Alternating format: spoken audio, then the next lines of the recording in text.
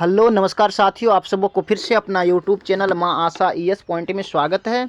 मेरे साथियों, इस वीडियो में मैं आपको क्लास 12 हिंदी दिगंत भाग 2 जो है उसके गद्य खंड के तीसरा चैप्टर संपूर्ण क्रांति, जिसके लेखक है जयप्रकाश नारायण जी, उसके सभी ऑब्जेक्टिव क्वेश्चन एवं उसके सारांश बताने वाला हूं। इसी वजह से आप लोग इस वीडियो को ध्यान से अंत तक देखेंगे। चलिए सबसे पहले हम इसके लेखक परिचय के विषय में जानते हैं। तो ये जो है जयप्रकाश नारायण जी, इसका जो है इन्होंने ही संपूर्ण क्रांति लिखे हैं। क्वेश्चन कर देगा संपूर्ण क्रांति किसने लिखे, तो जयप्रकाश नारायण जी ने संपूर्ण क्रांति लिखे हैं।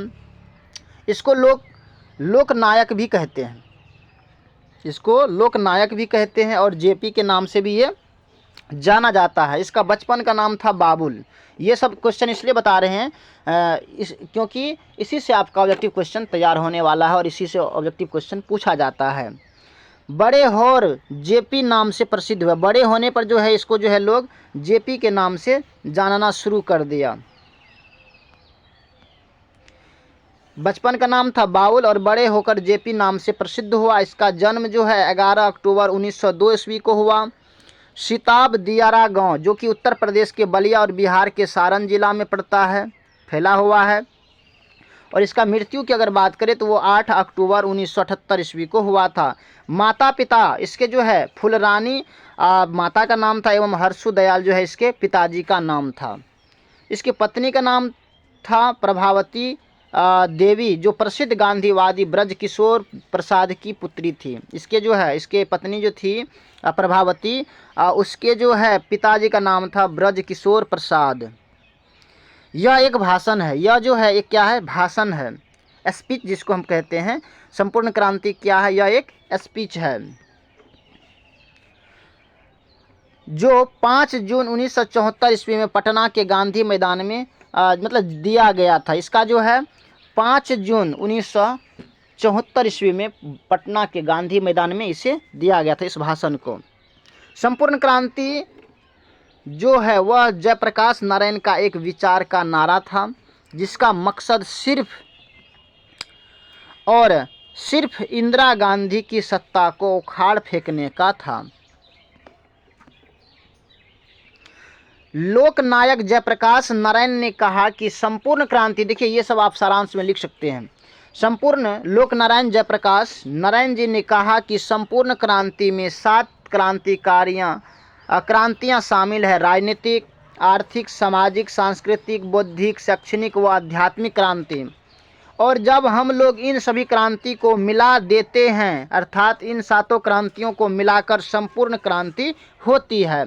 पटना के गांधी मैदान में लोकनायक यानी जयप्रकाश नारायण ने संपूर्ण क्रांति का आह्वान किया। मैदान में उपस्थित लाखों लोगों ने जात पात, दहेज, तिलक एवं भेदभाव छोड़ने का संकल्प लिया था और उसी मैदान में हजारों ने अपने जनेऊ तोड़ दिए थे और यह नारा गूंजा था: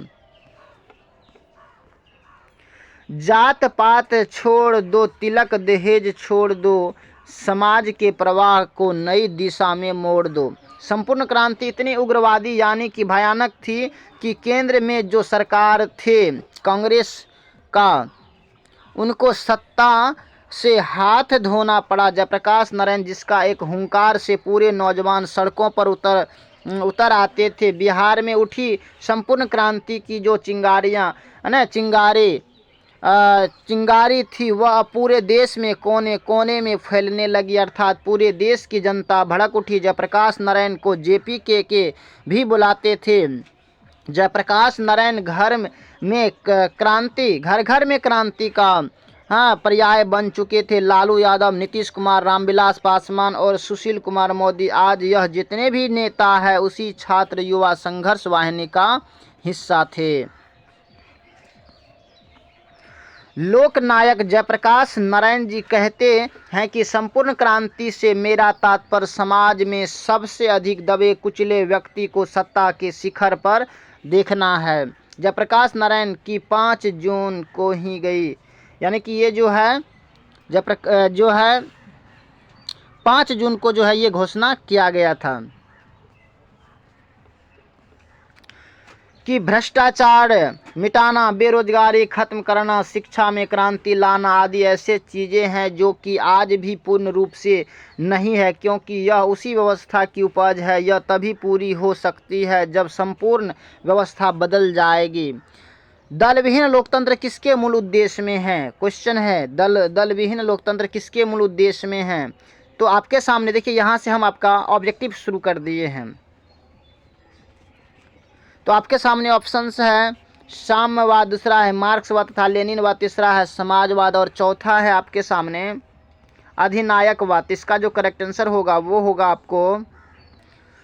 जाएगा आपको बी, यानी कि मार्क्सवाद तथा लेनिनवाद। नेक्स्ट प्रश्न है आपके सामने दूसरा,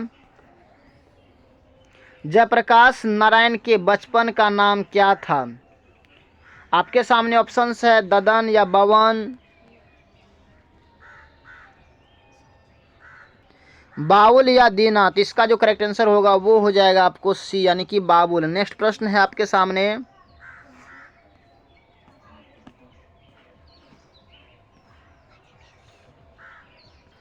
कि किस अस्पताल में दिनकर का निधन हुआ था? किस अस्पताल में दिनकर का निधन हुआ था? आपके सामने ऑप्शंस है अपोलो अस्पताल, श्री राम नर्सिंग होम या PMCH पटना या विलिंगटन नर्सिंग होम। तो इसका जो करेक्ट आंसर होगा वो हो जाएगा आपको डी, यानी कि विलिंगटन नर्सिंग होम। नेक्स्ट प्रश्न है आपके सामने पांचवा, कि जयप्रकाश नारायण को किसका दलाल कहा गया? जयप्रकाश नारायण को किसका दलाल कहा गया? आपके सामने ऑप्शंस है रूस, ब्रिटेन, जापान या अमेरिका। इसका करेक्ट आंसर हो जाएगा आपको डी, यानी कि अमेरिका का दलाल कहा गया। नेक्स्ट प्रश्न है आपके सामने छठा, कि जयप्रकाश नारायण के स्वास्थ्य पर निगरानी रखने वाले डॉक्टर का नाम क्या था? आपके सामने ऑप्शन है doctor Rahman, doctor Irfan, doctor मकबूल या डॉक्टर एजाज। इसका जो करेक्ट आंसर होगा वो हो जाएगा आपको डॉक्टर रहमान, एक करेक्ट आंसर होगा। नेक्स्ट प्रश्न है आपके सामने सातवां, कि जयप्रकाश जी को किसका भाषण सुनकर अमेरिका जाने की प्रेरणा मिली? आपके सामने ऑप्शंस है स्वामी रामतीर्थ, स्वामी सत्यदेव, स्वामी विवेकानंद, स्वामी सहजानंद। इसका जो करेक्ट आंसर होगा वो हो जाएगा आपको स्वामी सत्यदेव। नेक्स्ट प्रश्न है आपके सामने, फ्री प्रेस के मालिक कौन थे? आपके सामने ऑप्शंस है आत्मानंद जी,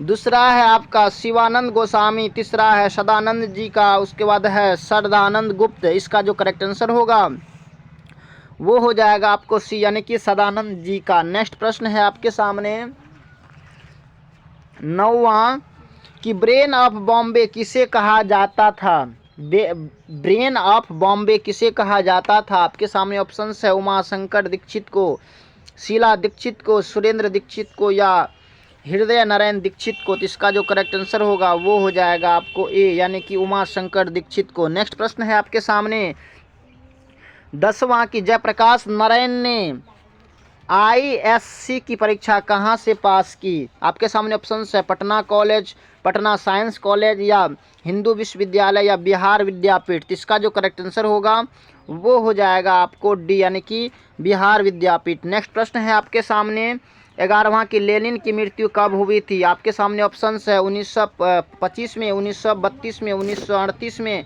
या 1924 में। तो इसका जो करेक्ट आंसर होगा वो हो जाएगा आपको डी, यानी कि 1924 में। नेक्स्ट प्रश्न है आपके सामने, जयप्रकाश जी मार्क्सवादी कब बने? जयप्रकाश जी मार्क्सवादी कब बने? आपके सामने ऑप्शंस है 1928 में, 1927 में, 1938 में, 1924 में। तो इसका जो करेक्ट आंसर होगा वो हो जाएगा आपको डी, यानी कि 1924 में। नेक्स्ट प्रश्न है आपके सामने, कि फणीश्वर नाथ रेणु की पुस्तक है, कौन सी पुस्तक है? सत्यकामा या कुरुक्षेत्र या उस जनपद का कवि हूँ या मेला आंचल। इसका जो करेक्ट आंसर होगा वो हो जाएगा आपको डी, यानी कि मेला आंचल। नेक्स्ट प्रश्न है आपके सामने 14, कि 1974 में बिहार प्रदेश के मुख्यमंत्री कौन थे? आपके सामने ऑप्शंस है कृष्ण वल्लभ सहायर या अब्दुल गफ्फूर या अनुग्रह नारायण सिंह या महामाया प्रसाद। इसका जो करेक्ट आंसर होगा वो हो जाएगा आपको बी, यानी कि अब्दुल गफ्फूर। नेक्स्ट प्रश्न है आपके सामने 15, कि किसे लोकनायक के नाम से जाना जाता है? आपके सामने ऑप्शन है महात्मा गांधी, जयप्रकाश नारायण, महाकवि जयसी को या बाल गंगाधर तिलक को। तो इसका जो करेक्ट आंसर होगा वो हो जाएगा आपको बी, यानी कि जयप्रकाश नारायण को। नेक्स्ट प्रश्न है आपके सामने, नेक्स्ट प्रश्न है आपके सामने कि जयप्रकाश नारायण का जन्म कब हुआ था? आपके सामने ऑप्शंस है 11 अक्टूबर 1902 में, 8 अक्टूबर 1904 में, 8 सितंबर 1903 में या 8 अक्टूबर 1902 में। तो इसका जो करेक्ट आंसर होगा वो हो जाएगा आपको,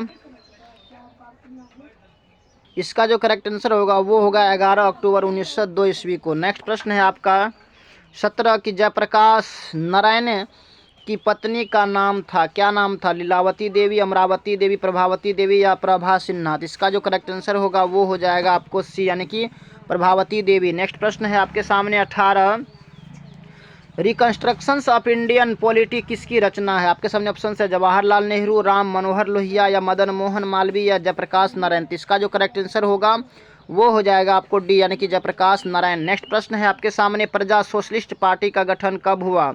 तो आपके सामने ऑप्शन है 1952 में, 1910 में, 1947 में या 1962 में। तो इसका जो करेक्ट आंसर होगा वो हो जाएगा आपको ए, यानी कि 1952 में। नेक्स्ट प्रश्न है आपके सामने 20 जयप्रकाश नारायण को भारत रत्न की उपाधि दी गई? आपके सामने ऑप्शन है 1990 में, 1998 में, 1978 में या 1974 में। तो इसका जो करेक्ट आंसर होगा वो हो जाएगा आपको बी, यानी कि 1998 में। नेक्स्ट प्रश्न है आपके सामने जयप्रकाश नारायण को भारत की जनता किस नाम से याद करती है? तो आपके सामने ऑप्शन है समाज नायक, लोक नायक, देश नायक या जन नायक। तो इसका जो करेक्ट आंसर होगा वो हो जाएगा आपको सी, यानी कि लोक नायक। नेक्स्ट प्रश्न है आपके सामने जयप्रकाश नारायण ने संपूर्ण क्रांति वाले ऐतिहासिक भाषण कहाँ से और कब दिया? नेक्स्ट प्रश्न है कि जयप्रकाश नारायण ने संपूर्ण क्रांति वाला ऐतिहासिक भाषण कहाँ और कब दिया था? आपके सामने ऑप्शन है इलाहाबाद में 5 जून 1977 को, रांची में 5 जून 1975 को, जमशेदपुर में 5 जून 1973 को या पटना में 5 जून 1974 को। तो इसका जो करेक्ट आंसर होगा वो हो जाएगा आपको डी, यानी कि पटना में 5 जून 1974 को। नेक्स्ट प्रश्न है आपके सामने 23 कि जयप्रकाश नारायण के बचपन का क्या नाम था? जयप्रकाश नारायण के बचपन का क्या नाम था? आपके सामने ऑप्शंस है बीटू या कीटू या बाउल या मोना। तो इसका जो करेक्ट आंसर होगा वो हो जाएगा आपको सी, यानी कि बाउल। नेक्स्ट प्रश्न है आपके सामने जयप्रकाश नारायण ने किस छात्र आंदोलन का नेतृत्व किया था? आपके सामने ऑप्शंस है 1973 ईस्वी में, 1976 ईस्वी में या 1974 ईस्वी में या 1977 ईस्वी में। तो इसका जो करेक्ट आंसर होगा वो हो जाएगा आपको सी, यानी कि 1974 ईस्वी में। नेक्स्ट प्रश्न है आपके सामने कि जयप्रकाश नारायण के पिताजी का क्या नाम था? आपके सामने ऑप्शंस है दीनदयाल, हर्षु दयाल या राम दयाल या सर्वेश दयाल। तो इसका जो करेक्ट आंसर होगा वो हो जाएगा आपको बी, यानी कि हर्षु दयाल। नेक्स्ट प्रश्न है आपके सामने जयप्रकाश नारायण रचित पाठ का नाम क्या है? तो आपके सामने ऑप्शंस है उसने कहा था जूठन, संपूर्ण क्रांति या शिक्षा। तो इसका करेक्ट आंसर हो जाएगा आपको सी, यानी कि संपूर्ण क्रांति। नेक्स्ट प्रश्न है आपके सामने 27 की संपूर्ण क्रांति क्या है? तो आपके सामने ऑप्शंस है निबंध, भाषण, कहानी या इनमें से कोई नहीं। तो इसका जो करेक्ट आंसर होगा वो हो जाएगा आपको बी, यानी कि भाषण। नेक्स्ट प्रश्न है आपके सामने संपूर्ण क्रांति किसकी रचना है? आपके सामने ऑप्शन है राम मनोहर लोहिया, डॉक्टर अंबेडकर, कर्पूरी ठाकुर या जयप्रकाश नारायण। तो इसका जो करेक्ट आंसर होगा वो हो जाएगा आपको डी, यानी कि जयप्रकाश नारायण। नेक्स्ट प्रश्न है आपके सामने संपूर्ण क्रांति पाठ में दिया गया भाषण किसका है? आपके सामने ऑप्शन है जयप्रकाश नारायण का, रामधारी सिंह दिनकर का या भगत सिंह का या इनमें से किसी का नहीं। तो इसका जो करेक्ट आंसर होगा वो हो जाएगा आपको ए, यानी कि जयप्रकाश नारायण का। नेक्स्ट प्रश्न है आपके सामने जयप्रकाश नारायण का जन्म कहाँ हुआ था? तो आपके सामने ऑप्शंस हैं राघोपुर दियारा या सिताब दियारा या बलिया या छपरा। तो इसका जो करेक्ट आंसर होगा वो हो जाएगा आपको बी, यानी कि सिताब दियारा। नेक्स्ट प्रश्न है आपके सामने 31 1974 में छात्र आंदोलन का नेतृत्व किसने किया? आपके सामने ऑप्शंस है जॉर्ज फर्नांडिस या देवीलाल या कर्पूरी ठाकुर या जयप्रकाश नारायण। तो इसका जो करेक्ट आंसर होगा वो हो जाएगा आपको डी यानी कि जयप्रकाश नारायण। नेक्स्ट प्रश्न है आपके सामने 32 की संपूर्ण क्रांति की शुरुआत कब हुई थी? आपके सामने ऑप्शंस है 1974, 1975, 1976 या 1977। तो इसका जो करेक्ट आंसर होगा वो हो जाएगा आपको ए यानी कि 1974 में। नेक्स्ट प्रश्न है आपके सामने 33 की जयप्रकाश नारायण को समाज सेवा के लिए किस पुरस्कार से सम्मानित किया गया? आपके सामने ऑप्शंस है अर्जुन पुरस्कार, दूसरा है नोबेल पुरस्कार, तीसरा है मैक्सेस सम्मान या चौथा है गांधी सम्मान। तो इसका जो करेक्ट आंसर होगा वो हो जाएगा आपको सी यानी कि मैक्सेस सम्मान। नेक्स्ट प्रश्न है आपके सामने जयप्रकाश नारायण मद्रास में अपने किस मित्र के साथ रुके थे? आपके सामने ऑप्शंस है गांधी बाबू, दिनकर जी, ईश्वर अय्यर या भगवान अय्यर। तो इसका जो करेक्ट आंसर होगा वो हो जाएगा आपको सी यानी कि ईश्वर अय्यर। नेक्स्ट प्रश्न है आपके सामने